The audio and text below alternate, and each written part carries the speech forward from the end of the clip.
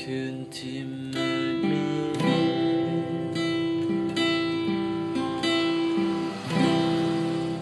บ่งบอกถึงความเหงา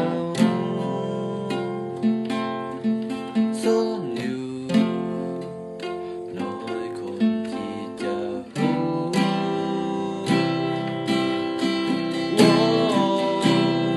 ว่าในใจมันอ้างว้าง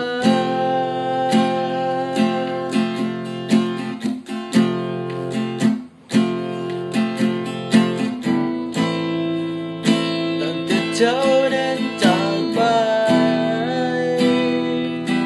ไกลแสนไกล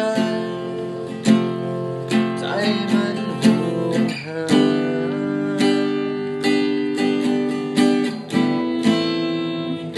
ตั้งแต่เจ้านั้นจากลาใจดวงนี้ก็แตกสลาย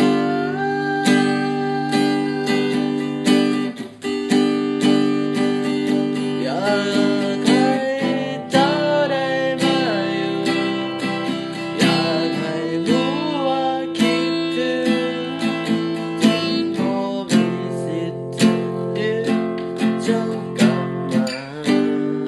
ก็ตามจึงอาจจะหาเจ้าเพียงใดต้องปล่อยเจ้าไปตามปรารถนา